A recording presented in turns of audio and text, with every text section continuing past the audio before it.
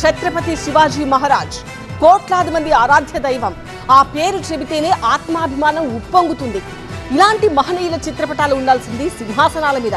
కానీ ఒక banquet hall యాజమాన్యం ఆ ఫోటోలను ఎక్కడ పెట్టిందో తెలుసా? వాష్రూమ్ గేట్ల దగ్గర. ఆ హాల్ ఎవరిదో కాదు, ఒక మాజీ మంత్రిది.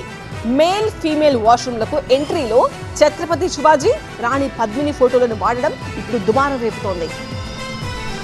హర్యానాలోని ఫరీదాబాద్ లో ఒక బ్యాంక్వెట్ హాల్ నిర్వాకం దేశవ్యాప్తంగా ప్రకంపనలు క్రియేట్ చేసింది. సిక్రీ ప్రాంతంలోని మిలన్ బ్యాంక్వెట్ హాల్లో వాష్రూమ్ వెళ్లే దారిలో ఒకవైపు ఛత్రపతి శివాజీ మహారాజ్, మరోవైపు రాణి పద్మిని ఫోటోలను అంటించడం దుమారం రేపుతోంది. పురుషుల టాయిలెట్ బోర్డు స్థానంలో సాక్షాత్తు ఛత్రపతి శివాజీ మహారాజ్ ఫోటో, మహిళల బాత్రూమ్ సూచికగా వీరనారి రాణి పద్మిని చిత్రం.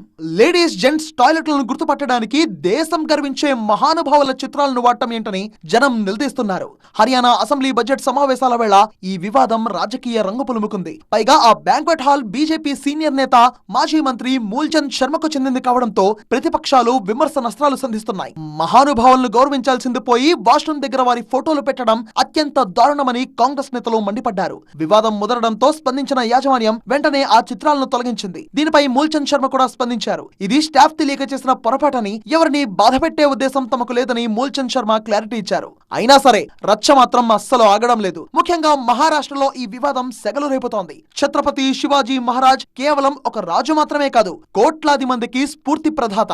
అలాంటి వీరుడి చిత్రాన్ని వాష్రూమ్ దగ్గర ఉంచడం ఏంటని హిందూ సంఘాలు మండిపడుతున్నాయి. తెలియక జరిగిన తప్పు అని యాజమాన్యం సర్ది చెప్పుకుంటున్నప్పటికీ సోషల్ మీడియాలో ఆగ్రహం వ్యక్తమవుతోంది. అటు వీరనారి రాణి పద్మిని ఫోటోను టాయిలెట్ ఇండికేటర్ గా వాడటంపై మహిళా సంఘాలు కూడా మండిపడుతున్నాయి. ఫోటోలు తీసేసినంత మాత్రాన జరిగిన అవమానం మర్చిపోలేమని, ఇలాంటి సెన్సిటివ్ విషయాల్లో ఇంత నిర్లక్ష్యంగా ఉన్న వారిపై కఠిన చర్యలు తీసుకోవాలని డిమాండ్ చేస్తున్నారు.